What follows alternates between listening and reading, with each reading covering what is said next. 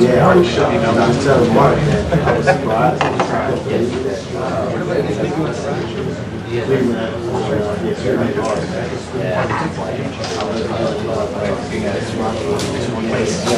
Hey, Randy, I love your signature, man. Your signature, it's super cool. It looks like a superhero logo. Yeah. Like R. Yeah, big R. Yeah. It's just go out here, right? Yeah. Check it out.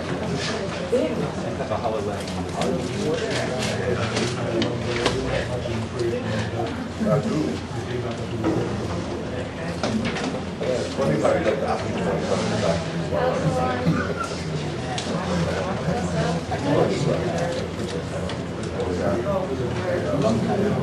Okay, it's time to start. Okay.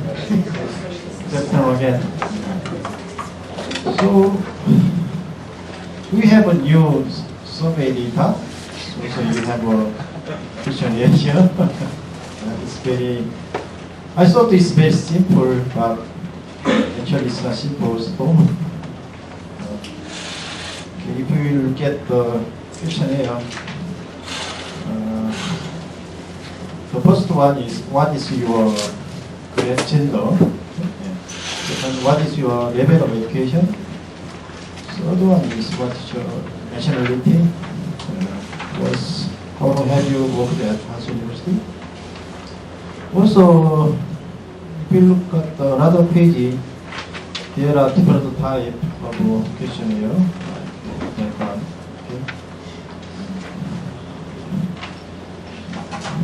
Why we have to make this kind of questionnaire? I would like to explain that later. Okay, already changed type this one. Okay, you can see data view. There's variable name, gender, education, nationality, something like that. Okay. Also, there's value like this. Okay, male and female. She typed already.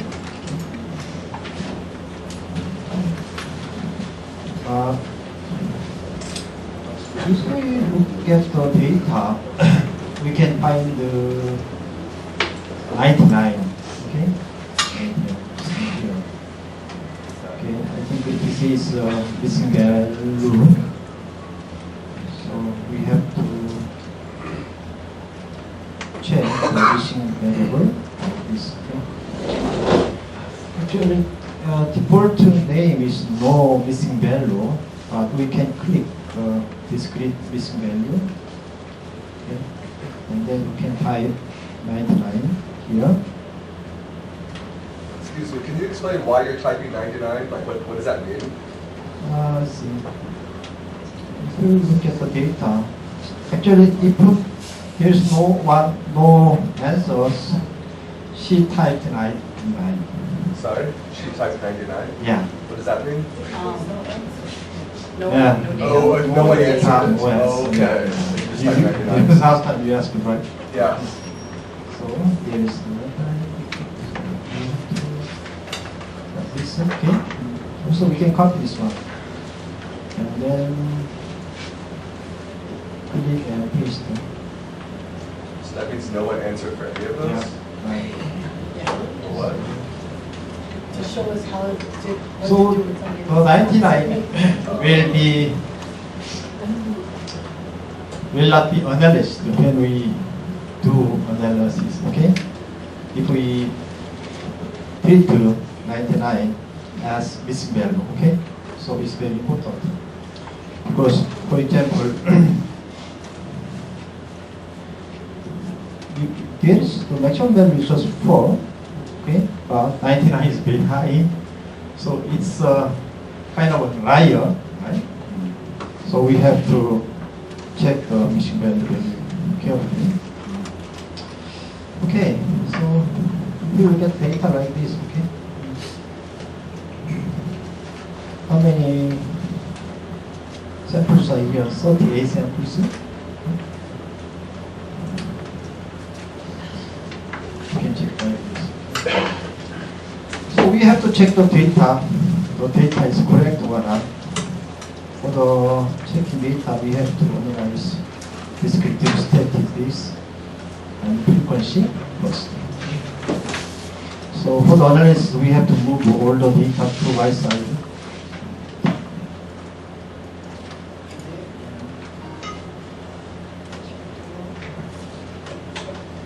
Okay, like this. Okay.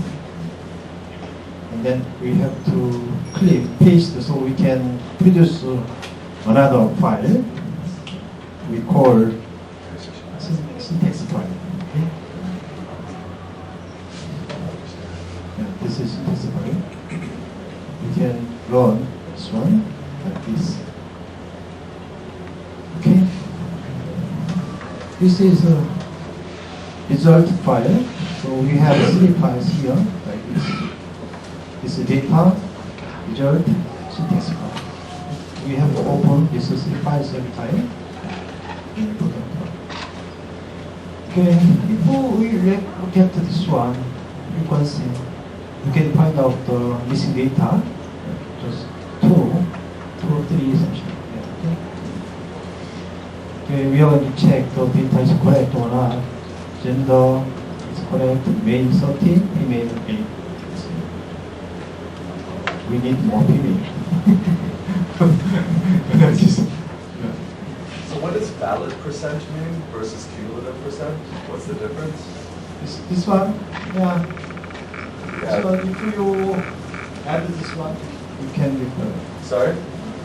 It gives 28.9. If you add this one, 78. Oh, okay. Oh, okay. So last one is 100%. Actually, more important one is frequency and 20%, not this one. The data is correct. This one also good. Everything is good because you look at this one. Value percent is good. This one and this one because value percent doesn't count missing value, right? So we better check this one, frequency and percent split. Okay, understand that? Good. Easy. Yeah. The data is good. Good job, guys. Your data is good. Good job. I thought we could do that together. This is very late. Together. Missing. So we have this is total Huh? Yeah. problem. So we finished editing data. Okay. So after that we can analyze what we want to analyze. Okay. So what do you want? Do you have any question about that? From this? I was just curious, like, how do you, do you have to program the spreadsheet a certain way? I thought we could just, like, enter the numbers ourselves and see how they come up. I just copy pasted them in. I copy pasted. Oh, really? Yeah. That's it? You can With copy genius. from Excel and then move to SPSS program. It's very easy. Everybody can do that. Okay. Sorry, can I ask a question? Why are you using 99 for the missing variable rather than simply 0 for no data? 99? Yeah. Instead of 0. Yeah, sometimes we use 0. For example, how many children do you have? Sometimes say no. Yep, So we have to dismiss that I one. see. But do you need to use the same variable for missing data across the whole board, or can you mix it up between Yeah, questions? if we use the same variable 99, it's much better. We can understand very well. Okay. It's easy to see. Oh, okay. It sticks out. Whereas if sometimes you assign it to 7, and sometimes you assign it to 9, and sometimes you have to remember. And when you're looking through your data, you have to go, what is it? So normally in my data, I assign it a 9. But if you look at question 3, we have 10 options. One of them is 9. So I couldn't assign it to 9. So I chose to take it up to 99. So, because that was not an option, that was any other choice in our data. Also, if you have no time, you cannot type like this, okay? You don't need to type this one. So then, like, what does the 99 for strawberry on number 34 mean? Does that mean that no Somebody one... left it out. They put a 0 in there. They did not put any data in there. Oh, for their views on strawberry. Yes. Okay. So it literally means there was no data entered. Oh, So this okay. program goes through and puts in a 99, and then the program goes through and every time it sees a 99, it removes it from its calculations. So that it doesn't do any statistical analysis every time it sees a 99. So this is kind of a way to compensate the people who skip questions? Yes. Oh, okay. Okay. So sometimes if you do not type anything like this, that will be automatically treated as missing value. Okay, so let's analyze that. So if we look at this one, we have many questions about that. Okay. For example,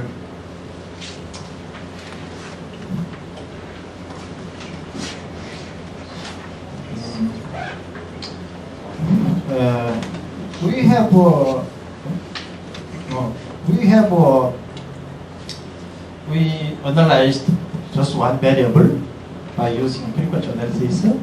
After this, we need combination of two variables or three variables. That's the best one. So we can check the first one and second one. Okay. In that case, we can use cross-tab analysis. We are going to check the relationship between the gender and the level of education. Okay. In that case, we have to use cross-tab analysis. We have to click analyze. Okay. Discrete statistics. Yeah, we go down cross-tab analysis like this. Okay. We are going to Google gender and row. And row also we are going to Google education and column. Okay. So you can click menu.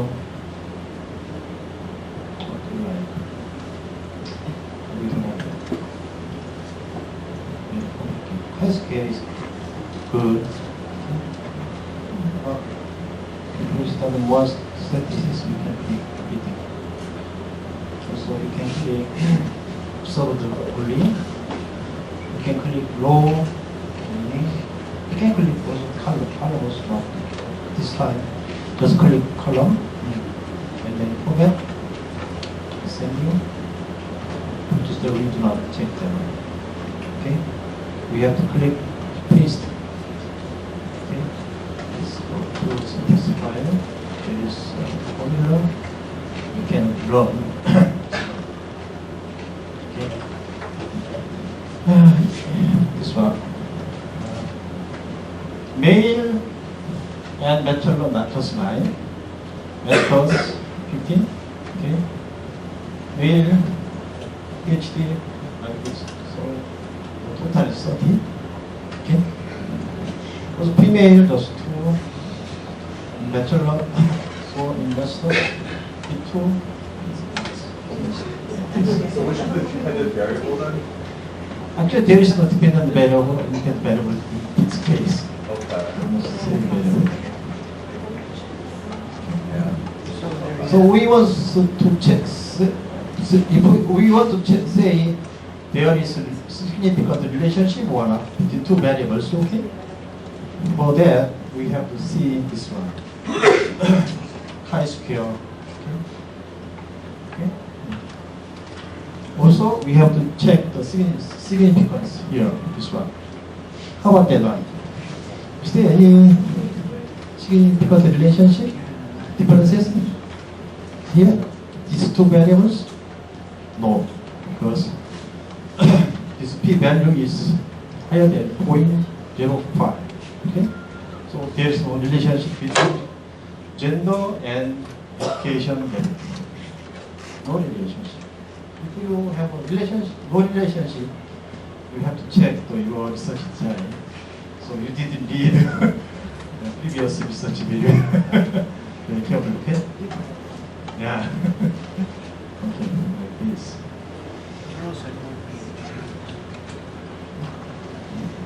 Girls are smart.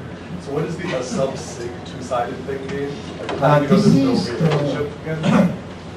just like F value and T value, we have to testify, verify the relationship. Okay?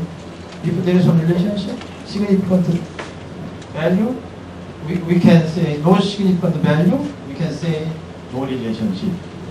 If there is significant relationship, we can say, sorry. Why is it two-sided and not one-sided? We have to use two sides always. Why two-sided? Side. Ah. Probability is both sides. Okay, so yeah, we have to check every time.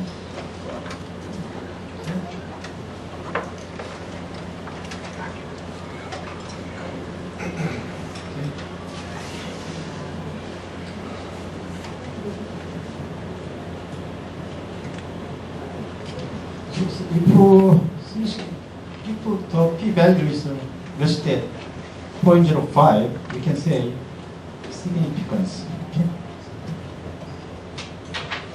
In this case, no significance. So, the question, why would there be no answer for some of the questions? Would it be possibly the wording, they didn't understand the question, or Just skipped it. just skipped it? Yeah, sometimes it's because they don't understand the question. Sometimes it's because they don't want to answer the question. Like if we're using SurveyMonkey, they have to answer the question, right? Yes, but for example, there was a flaw in this survey, and we did it knowing that there was a flaw, but we needed it. The real dependent variable we had initially wanted to go with was your satisfaction with live carrot Hanso related to peanut butter and jelly sandwiches. But then we realized there was kind of a problem, and that was what's your nationality? You know, there's not enough people from some nations. It's kind of a dead giveaway who it might be. And so some people might feel uncomfortable answering that question truthfully if they think that we might peg who they are. Now, truthfully, once it gets put into this data, we have no idea who you are anyways, once you're just a bunch of numbers. But people might feel uncomfortable answering that question truthfully, so they might just choose not to answer it. Or, you know, so, you know, you throw your data in, you know, the survey into a big pile, people feel more comfortable. You know, there's so many reasons why they might choose not to answer data, but a lot of it has to do with feeling uncomfortable, not understanding the question, poorly worded questions that have two options, you know, a double-barreled question, you know, that kind of thing. Also, human error on yeah, part of the on the people survey. on the survey. We did that this Because time for too. for one of the questions, it was One actually a set. 4-choice question, but there was a 5th choice because when I was setting it up on SurveyMonkey, I forgot to delete that 5th choice. Yeah. So that led to some blank answers. Okay. When you do a survey for your research, do you have to be upfront with the participants about what the survey is about? Yes. For ethical Right, reasons, yeah, you just do. curious. Yeah, which we just kind of threw it out there and we're like, just I do mean, the this is survey. different, But yeah. yeah, and so in my surveys, you know, I said, I'm surveying you to determine this. And, you know, this section is for this. And this survey is for this. And you also have to say, you know, there's no repercussions if you don't do this. You know, if you choose not to answer these questions, nothing will happen to you, you know, that kind of thing. But So, inherently, though, by being upfront, doesn't that skew their responses? You know, leading someone along I mean, if you have a control, To give because it's control a group canned or not, response right? as opposed to What? an immediate response. It's a risk you run, but it's an ethical obligation you have, and it depends on the type of survey that you're running. You know, as he said, you may have a control group, you may not have a control group. You know, you run a pilot survey initially, you know, to test your survey. Oh, And so, you know, depending on the survey that you're running, it's already been tested. Like in this situation, we didn't test the survey. You are the pilot survey for the peanut butter and jelly survey, just to let you know. But, you know, we didn't test this for reliability or validity. But in so many situations, the surveys have already been tested for reliability and validity. And so you can get your results back and say, oh, this is running the way we expect it to run. And so you know, is this good? Is this data accurate or is it not?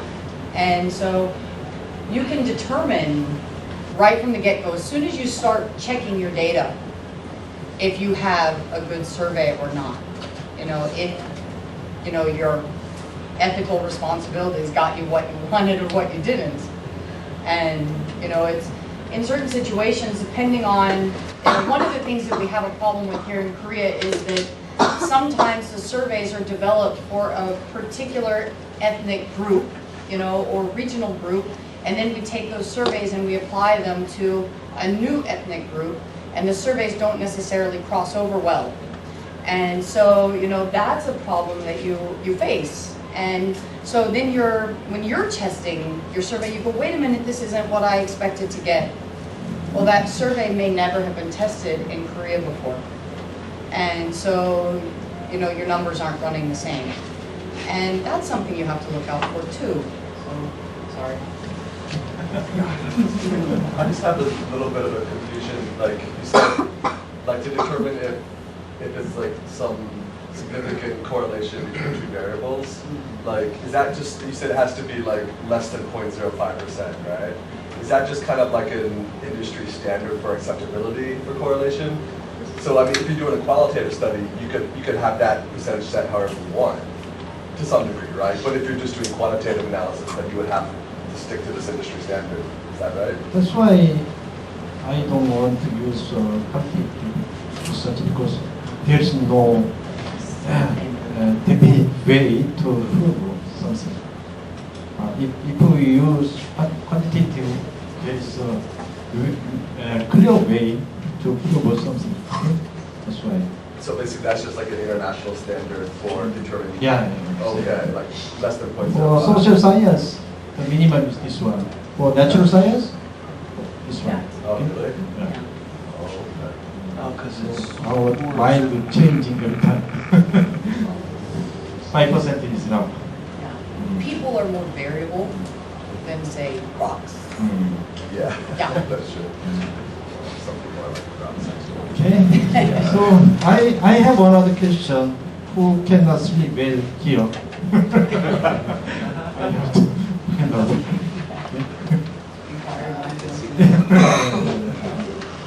So to analyze that one, we have to use a compare mean and t-test, independent sample t-test. Okay. So speak here. Move to my side. Check gender and race and define group. And 1 and 2, right? Yes. Yes. We need to continue. Option. Oh, we don't need that. Just to click paste. So we can check this one. Syntax file. Okay. You can learn this. How about this one? Is there any differences? Male and female? No. There's no difference between male and female. So I have another question. Yeah. How long have you worked at Hanson University? Also, we are going to check this one.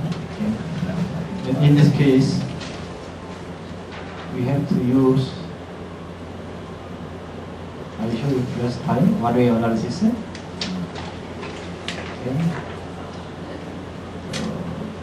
Variable is here.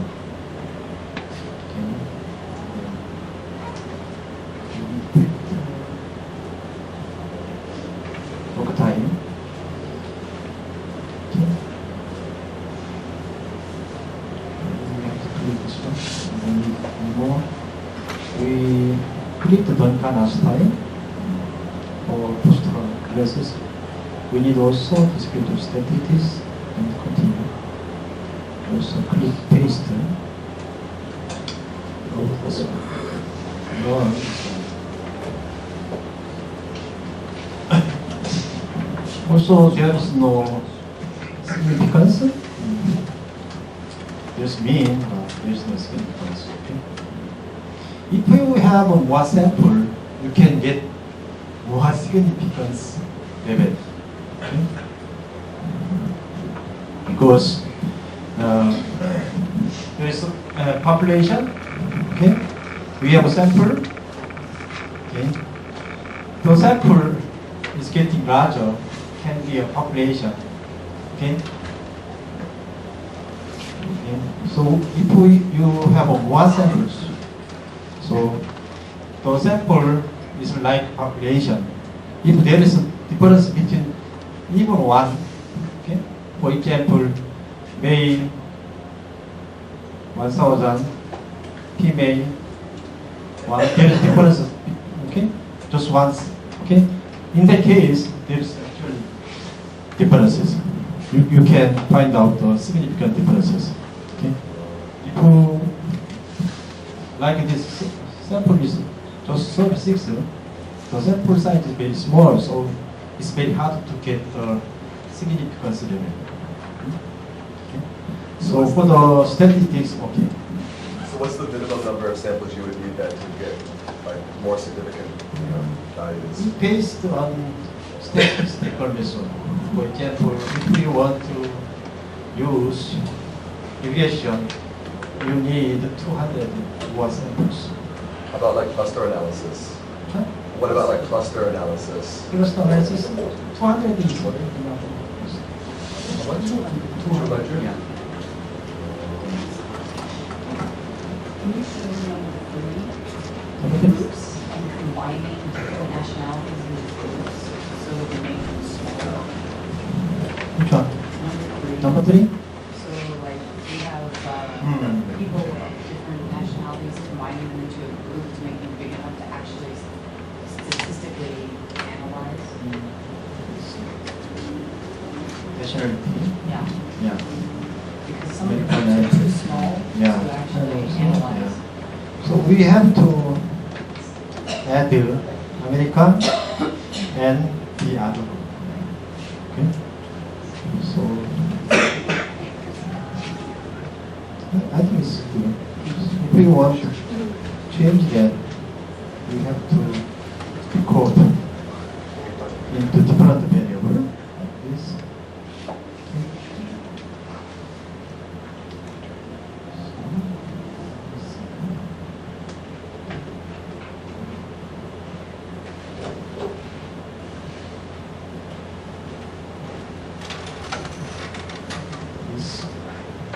We want to move this one. Change name.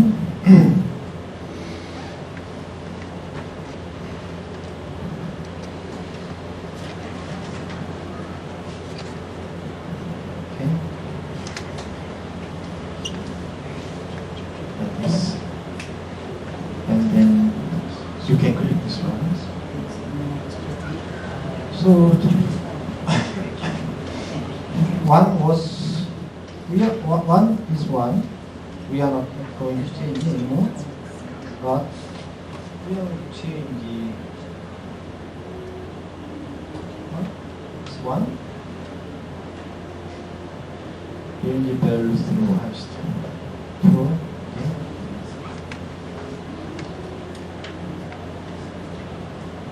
Oh, sorry. I made a mistake.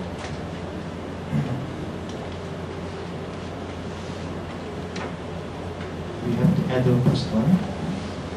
So American stays the same. one Yeah, one. yeah, yeah. Same. 2 and okay. Can be 2. Okay. Continue. Paste it. And then there's a code also. We have to run this one. Yes. And selection. So there's the result. You can check there's another variable change nationality. Okay. So you can add this one. 1.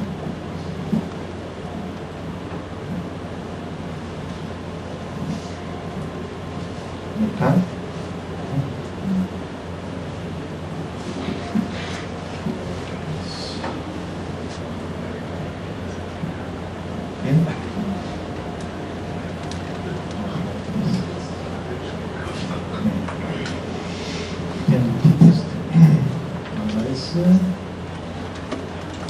Comparing repeated testing.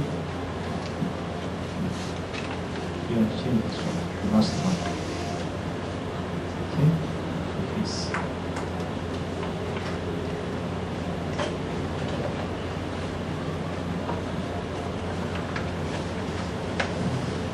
Paste.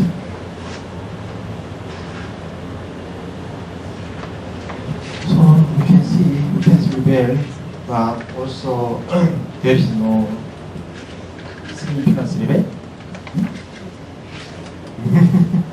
What is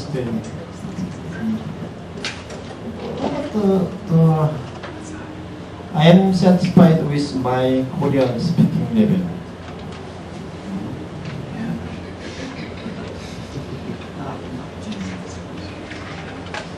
Compare me. Independent sample test. We have to change this one. This Korean level. So here. Okay. Paste.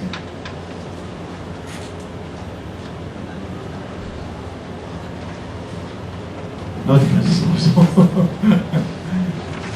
The sample size. Okay.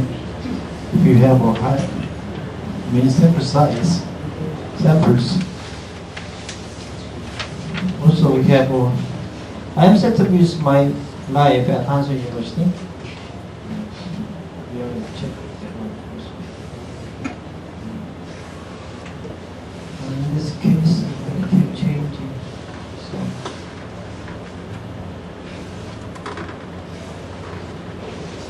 Also, you can change the author's name. This one.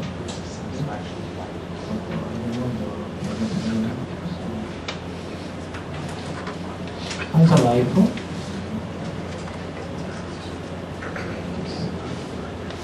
Copy this one.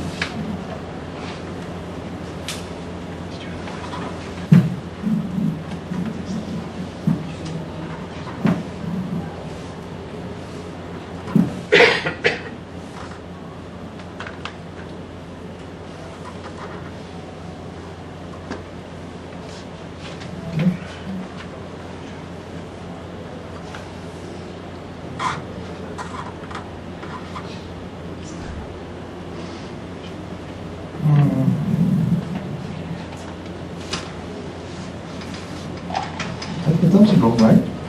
The data. Well, teach long variables.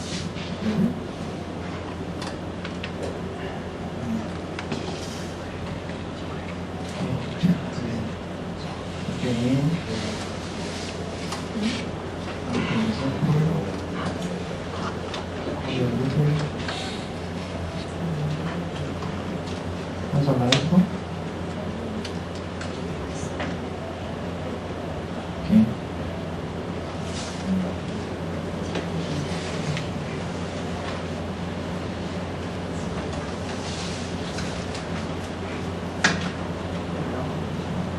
That's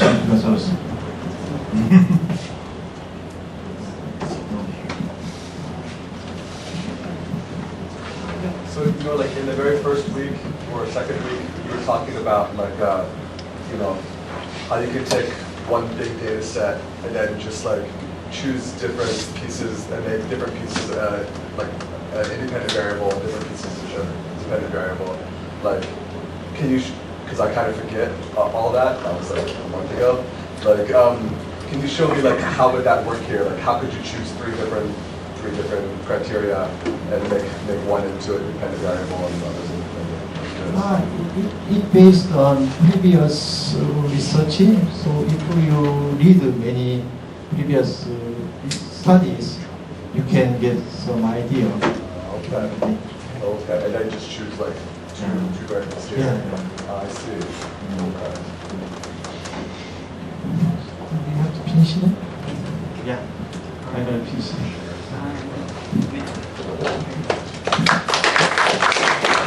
I learned something from Sai yesterday.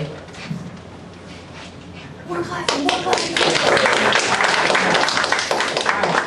Thank you very much for coming. One thing I wondered if you noticed, surveys are sometimes set up so that you have a ton of questions and you don't actually do statistics on any of those questions that you surveyed. You may only be looking at one or two of the questions. So we surveyed a whole bunch of things about peanut butter, and that's not really what we looked at. So thank you very much for actually taking the time to do our peanut butter and jelly survey. We may or may not be doing more statistics about it next week, but I do appreciate you taking the time to do it, and I hope that some of this was helpful, and if we have more questions, again, please email me the questions.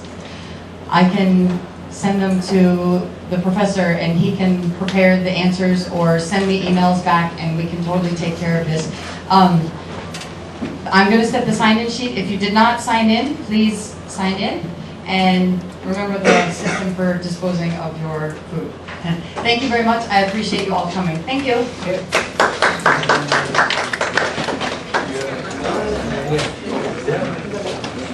Thanks in advance.